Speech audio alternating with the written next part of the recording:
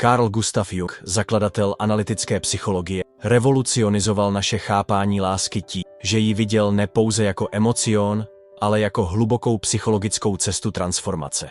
Podle Junga láska není pouhý romantický cit nebo biologický, ale komplexní proces, při kterém se dvě lidské bytosti navzájem pomáhají objevovat skryté aspekty své vlastní psychiky. Jung pozoroval, že většina lidí vstupuje do vztahů s neuvědomělými motivacemi a očekáváními, která pochází z jejich nevyřešených psychologických komplexů. Hledáme partnery, kteří nám umožní projikovat naše vnitřní archetypy, zejména animu, vnitřní ženský aspekt v mužích, nebo anima, vnitřní mužský aspekt v ženách. Tyto projekce vytváří intenzivní pocity zamilovanosti, ale také nevyhnutelně vedou ke konfliktům a zklamáním. Skutečná láska podle Junga začíná tam, kde končí projekce. Když se naučíme vidět partnera takového, jaký skutečně je, místo toho, jaký má být podle našich nevědomých fantazií, otevírá se prostor pro autentický vztah. Tento proces vyžaduje odvahu čelit svým vlastním stínům a přijmout zodpovědnost za svůj vnitřní svět. Jung věřil, že láska má transformační sílu, ale pouze pokud jsme ochotni využít vztah jako zrcadlo pro sebepoznání. Partner se stává učitelem, který nám odhaluje aspekty nás samých, které bychom jinak nikdy nepoznali. Toto poznání může být bolestivé, ale je nezbytné pro psychologický růst a vytvoření skutečně zralé lásky. Cesta k trvalé lásce tedy nezačíná hledáním dokonalého partnera, ale hlubokým poznáním sebe sama. Teprve když porozumíme vlastním motivacím, strachům a túžbám, můžeme vstoupit do vztahu z místa autenticity, spíše než z místa potřeby či projekce. Kapitola 2. Stín ve vztazích. Jedním z nejdůležitějších Jungových příspěvků k porozumění lásce a vztahům je koncept stínu, těch aspektů naší osobnosti, které potlačujeme, popíráme nebo si je neuvědomujeme. Ve vztazích se stín projevuje dvojím způsobem. Buď ho projikujeme na partnera, nebo nás partner nutí čelit vlastnímu stínu způsobem, který může být velmi nepohodlný. Projekce stínu je jednou z nejčastějších příčin konfliktů ve vztazích. To, co nás na partnerovi nejvíce irituje nebo rozčiluje, často odráží něco, co v sobě nemůžeme nebo nechceme vidět. Žena, která obvinuje partnera z egoismu, možná potlačuje svou vlastní potřebu být někdy sobecká. Muž, který kritizuje partnerku za přílišnou emotivitu, možná popírá svou vlastní citlivost. Jung zdůrazňoval, že tyto projekce nejsou jen nevyhnutelné, ale ve skutečnosti velmi cenné, pokud se naučíme je rozpoznávat a pracovat s nimi. Každý vztah nám dává příležitost objevit, které části sebe sama jsme zanechali ve stínu. Partner se stává zrcadlem, které nám odráží naše skryté aspekty. Proces stahování projekcí a uznávání vlastního stínu je jedním z nejnáročnějších, ale také nejodměňujících aspektů hlubokého vztahu. Vyžaduje velkou míru sebeúcty a odvahy přijmout, že nejsme tak dobří nebo čistí, jak bychom si přáli věřit. Ale toto přijetí vlastní temnoty je paradoxně cestou k větší lásce a soucitu. Nejdříve k sobě a poté k partnerovi. Když oba partneři pracují se svými stíny, vztah se stává místem vzájemného léčení a růstu. Místo, aby se obviňovali a bojovali proti sobě, začnou spolupracovat na společné cestě k celistvosti a autenticitě. Kapitola 3. Anima a animus. V lásce Jung objevil, že v každém člověku existují jak mužské, tak ženské psychologické prvky, bez ohledu na biologické pohlaví. V mužích nazval vnitřní ženský aspekt animou, v ženách vnitřní mužský aspekt animem. Tyto archetypy hrají klíčovou roli v tom, jak vytváříme romantické vztahy a koho považujeme za přitažlivé. Anima v mužích představuje jejich vztah k emocím, intuici, kreativitě a receptivitě. Muži často projikují svou animu na ženy, což vytváří intenzivní romantické přitažlivost. Žena, která nese projekci mužovy animy, se mu může jevit jako dokonalá, magická, nebo naopak jako nebezpečná a svůdná. Tyto projekce vytvářejí sílu lásky na první pohled, ale také vedou k idealizaci nebo démononizaci partnerek. Animus v ženách reprezentuje jejich vztah k logice, asertivitě, duchovnosti a vnější akci.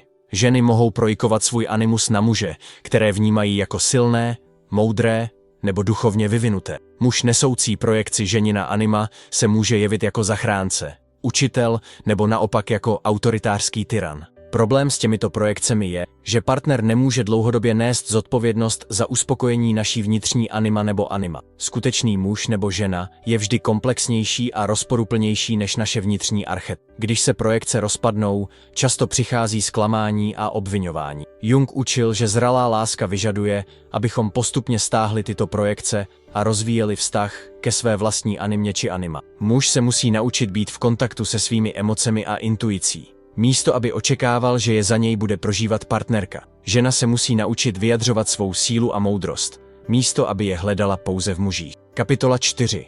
Individuace ve dvou. Podle Junga je nejdůležitějším úkolem lidského života individuace, proces stávání se celými, autentickými bytostmi, které integrují všechny aspekty své psychiky, včetně těch, které byly potlačeny nebo zanechány ve stínu. Romantické vztahy mohou být mocnými katalyzátory tohoto procesu, ale také jeho největšími překážkami. Vztah podporuje individuaci, když oba partneři povzbuzují jeden druhého k růstu a autenticitě, i když to znamená nepohodlí nebo změnu. Vztah brání individuaci, když jeden nebo oba partneři trvají na tom, že druhý zůstane v určité roli nebo nesmí se měnit způsoby, které by narušily status quo. Jung pozoroval, že mnoho vztahů prochází krizí v midlife období, kdy jeden nebo oba partneři začínají cítit naléhavou potřebu objevovat aspekty sebe, které dosud zanedbávali. Žena, která strávila 20 let pečováním o rodinu, může cítit kol k rozvoji své kariéry nebo kreativity. Muž, který se po desetiletí soustředil na práci, může touží po hlubším emocionálním spojení a duchovním růstu. Tyto období transformace mohou být velmi náročné pro vztahy, ale Jung je viděl jako nezbytné pro continued psychological health. Partneři, kteří dokážou podporovat individuační proces jeden druhého, často nacházejí, že jejich láska se prohlubuje a stává se více autentická. Klíčem je chápání, že zdravý vztah není fuzí dvou neúplných polovin do jednoho celku, ale tancem dvou celých, individuovaných bytostí, které se rozhodly sdílet svou cestu. Každý partner si zachovává svou vlastní identitu a cestu růstu, zatímco vytváří něco krásného společně. Kapitola 5.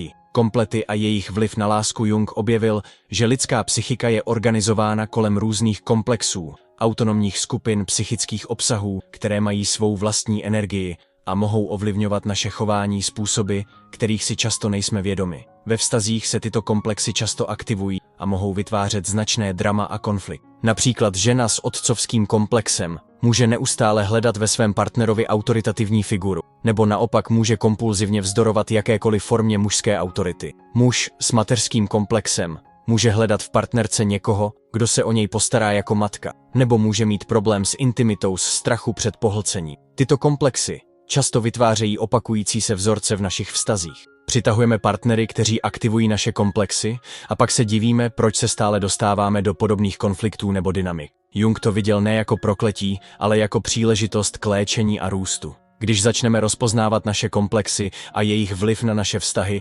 můžeme začít reagovat vědoměji místo automaticky. Můžeme se ptát, je to můj partner, kdo mě rozčiluje, nebo můj komplex, který na něj reaguje. Toto rozlišování je klíčové pro vytvoření prostoru mezi podnětem a reakcí. Práce s komplexy vyžaduje trpělivost a sebeúctu. Komplexy se nevytváří přes noc a nevymizí, ale každý moment vědomého rozpoznání komplexu je krokem směrem k větší svobodě a autenticitě ve vztazích. Ideálně oba partneři pracují na rozpoznávání a integraci svých komplexů. Mohou si navzájem pomáhat tím, že laskavě poukazují chvíle, kdy se zdá, že jeden z nich jedná z komplexu spíše než z vědomé volby. Kapitola 6. Synchronicita v setkávání duší. Jung věřil v synchronicitu, smysluplné koincidence, které se zdají být organizovány něčím víc než pouhým náhodou. Viděl synchronicitu jako důkaz, že mezi vnitřním psychickým světem a vnějšími událostmi existuje mysteriónní spojení. Toto je zvláště relevantní v kontextu lásky a setkávání významných partnerů. Mnoho lidí má zkušenost s tím, že potkali svého životního partnera v době, kdy byli psychologicky připraveni na takové setkání, často po období významného vnitřního růstu nebo krize.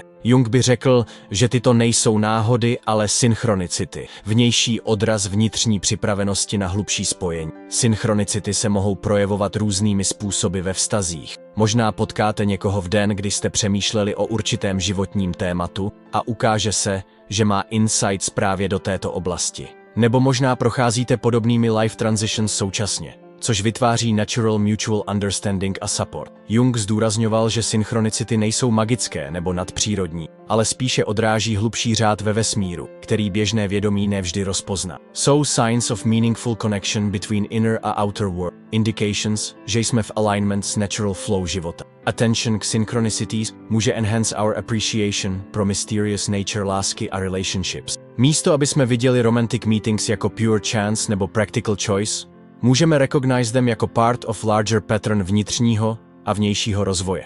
Toto neznamená, že bychom měli pasivně čekat na synchronicity nebo base important life decisions pouze na seeming coincidences. Rather, awareness of synchronicity může help us be more attentive k meaningful moments a opportunities for connection, když se Kapitola 7. Přenos a protipřenos ve vztazích. Jung, jako psychoanalytik, byl hluboce obeznámen s fenoménem přenosu, tendencí projikovat feelings a attitudes z minulých relationships, obvykle z childhood, na current relationships. Ve romantic partnerships se transfer patterns objevují univerzálně a mohou dramatically shape the dynamics between partners. Positive transfer může create initial attraction a bonding. Žena může be drawn k muži, who reminds her unconsciously svého beloved grandfather. Nebo muž může feel immediate comfort s woman, who somehow evokes memory, jeho loving mother. Tyto unconscious associations můžou create rychlé feelings of familiarity a connection.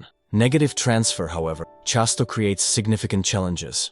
Partner může unconsciously represent disappointing nebo harmful parent figure, leading k defensive reactions, anger, nebo fear that seemingly vznikají z nowhere. Person může react k partner's innocent comment as if it were criticism od harsh parent, nebo become controlling in ways that reflect unconscious fear of abandonment. Jung understood, že transfer nie je nutně problém to be eliminated, ale rather valuable information o our psyche, které můžeme use for growth a healing. When we recognize transfer patterns, můžeme begin separate past s present a respond k our actual partner, rather než k ghosts from our history. Countertransference, kdy partner responds k our transferred feelings as their own unconscious material, creates complex dance of mutual projection a reaction. Both partners může be reacting not only k each other, ale také k whole cast of internal figures from their respective pasts. Healthy relationships require gradually working through these transfer patterns together, with compassion a patience. This process často involves recognizing when we're reacting za old wounds rather než current reality,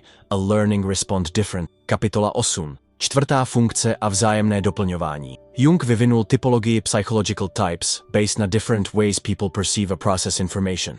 Identified 4 basic psychological functions: thinking, feeling, sensation a intuition. V každém individual one function je obvykle most developed, dominant, one je auxiliary helper, one je tertiary a developing, a one remains largely unconscious a undeveloped, the inferior, nebo fourth function. Inferior function představuje oblast největší vulnerability, ale také potential for growth. Často creates feelings of inadequacy, anxiety nebo shame when activated. Zároveň holds keys k creativity, spontaneity a renewed vitality, když properly integrate. V romantic relationships, people často attract partners who carry projection their inferior function.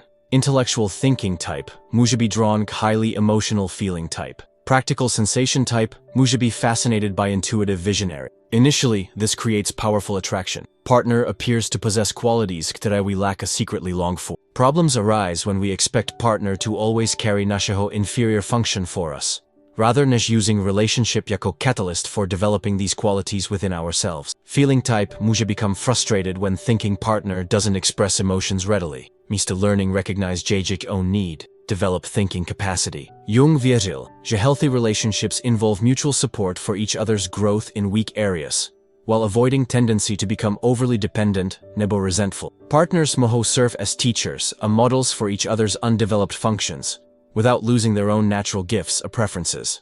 Process of developing inferior function often occurs during midlife transitions, when people feel call explore neglected aspects their personality. Supportive partnership může make this potentially disruptive process more manageable a fruitful. Kapitola 9. Mandala lásky. Integrace protikladu. Pro Junga byl mandala kruhový symbol reprezentující psychological wholeness, jedním z nejmocnějších obrazů člověkského úsilí o integraci a sebepoznání. Ve vztazích můžeme vidět podobný proces vytváření mandaly lásky, dynamické rovnováhy mezi různými protiklady, které definují lidskou zkušenost. Zdravý vztah integruje mnoho paradoxů. nezávislost a vzájemná závislost, vášeň a klid, stabilita a růst, giving a receiving. Místo aby tyto protiklady viděli jako conflicts to be resolved, Jung je považoval za creative tensions, které energies a enliven relationship. Příliš mnoho emphasisu na nezávislost can lead k emotional distance a loneliness. Příliš mnoho důrazu na togetherness může create codependence a loss of individual identity. Healthy relationship requires ongoing balance, constantly adjusting like mandala rotating to maintain dynamic equilibrium. Sexual a spiritual dimensions of love také require integration. Jung věřil, že sexuality je sacred expression of life force, zatímco spirituality provides meaning a transcendent purpose. Relationships that honor both dimensions tend to be more fulfilling and enduring than those that split these aspects apart. Partnership take integrates archetypal energies of masculine and feminine principles within both partners, rather než rigid gender role. Healthy relationships allow fluidity. Sometimes man provides nurturing or receptivity, while woman offers direction and initiative, depending on what situation requires. Creating mandala of love is an ongoing creative process, requiring attention, intention, a willingness experiment, a adjust. Like authentic mandala, relationship must be constantly renewed a recreated to remain alive a meaningful. Kapitola 10. Stárnutí a prohloubení lásky. Jung pozoroval, že různé life stages bring different challenges a opportunities for relationships. While mladí lidé often seek passionate, idealistic love, middle-aged and older couples face tasks of deepening intimacy, of finding meaning beyond initial romantic attraction. Midlife crisis často test strength relationships as individuals confront unlived possibilities and suppressed aspects jejich personality. Person může question all their choices, including choice of partner. Partner může seem to represent limitations and compromises rather než freedom a possibility. Jung viděl tyto midlife upheavals jako necessary parts of individuation process. Instead of automatically viewing relationship disruption as failure, he encouraged couples to use these periods as opportunities for honest reassessment, a conscious choice about their future together. Couples who successfully navigate midlife transitions chasto emerge deeper, more authentic connection. Initial romantic projections have been withdrawn, personality complexes have been worked through, both partners have developed more individual wholeness. Love transforms need-based attachment to appreciation-based companionship. Later life relationships face challenges of physical decline, loss of others, an increasing awareness of mortality. Simultaneously, these stages offer opportunities for spiritual intimacy, a transcendent meaning that may have been impossible in younger years. Jung věřil, že aging couples who have done psychological work throughout their relationship chasto experience their deepest intimacy in later years. Physical passion může decline, ale emotional a spiritual connection může reach unprecedented depths. Partners become witnesses to each other's complete life journey. Death of one partner, inevitable outcome of all long-term relationships, becomes final test, a expression of love. How couples prepare for a face separation, death reveals ultimate quality their bond. Kapitola 11. Stín kolektivu ve vztazích. Jung rozlišoval mezi personal shadow, potlačené aspects našeho individual personality, a collective shadow, který represents rejected elements of our larger culture a society. Collective shadow significantly impacts relationships through unconscious expectations, gender roles, a cultural conditioning kterou všichni we absorb. Cultural messages o lásce a relationships often create unrealistic expectations. Romantic movies a literature frequently portray love jako effortless bliss between perfect people, rather než complex journey of growth between flawed human beings. These cultural projections může lead to disappointment when real relationships require work and involve conflict. Gender expectations, the collective unconscious taky influence relationship dynamics. Even people who consciously reject traditional gender roles may find themselves unconsciously enacting archetypal patterns of masculine, a feminine behavior that have been shaped by centuries of cultural conditioning. Jung encouraged individuals examine how collective shadow influences their relationship expectations of behavior. Questions like, what did my family teach me about love? Nebo, what cultural messages have I absorbed about how men and women should behave? Mohu reveal unconscious programming that affects our partnerships. Couples chasto serve as containers for collective shadow projections from Shirshi society. Interracial couples may carry projections about racial conflict. Same-sex couples may bear projections about sexuality, a gender. Working mothers may carry collective anxiety about changing gender roles. Healthy relationships require conscious awareness of these collective influences, a deliberate choice about which cultural values to embrace, nebo reject. Couples můžou decide together what kind of relationship they want to create, rather než automatically following inherited pattern. Kapitola 12. Transcendentní funkce v partnerství. Jeden z Jungových nejvíce sophisticated concepts je transcendent function. Psychická ability to hold tensions between opposites until něco nového a creative emerge. This psychological capacity je absolutely essential for successful long-term relationships. Most relationship conflicts arise kdy partners become identified as opposite positions, a refuse to consider alternative perspective. One person wants more independence while other wants more closeness. One prefers stability while other craves adventure. One values logic while other prioritizes emotion. Transcendent function allows couples to hold these tensions without immediately trying to resolve them through compromise. Nebo victory of one position over another. Instead, they wait patiently a remain open third option. Creative solution that honors both perspective while transcending their apparent opposition. This process requires emotional maturity, a spiritual development that goes beyond ego-level problem solving. Both partners must be willing to relinquish their attachment being right, a remain open unexpected resolutions that serve relationship rather než individual agendas. Examples of transcendent function reaction include couples who find ways combine different spiritual traditions rather než choosing one. Partners who create flexible work arrangements that honor both career ambitions and family needs.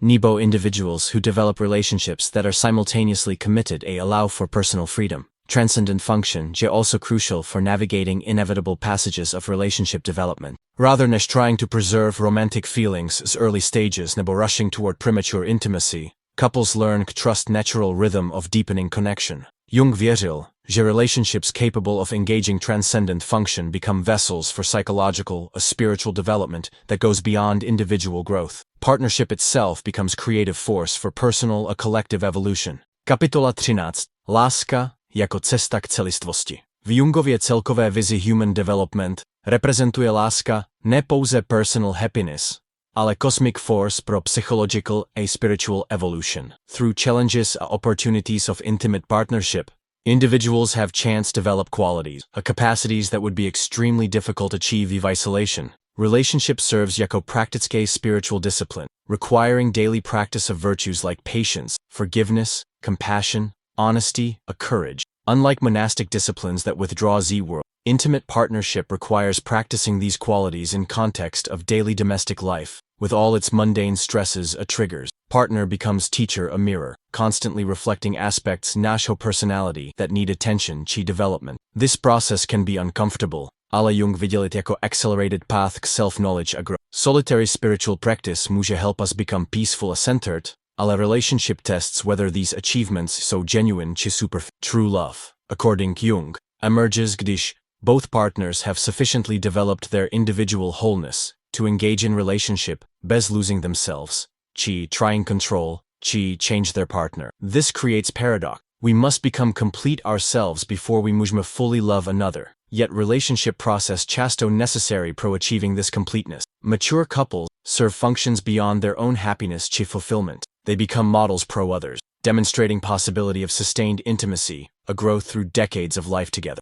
Their relationship becomes resource for their communities, a family. Jung ultimately saw evolution of human consciousness depend partly on increasing capacity for authentic, growth-promoting relationships. As individuals learn to love more deeply and skillfully, collective human development advances.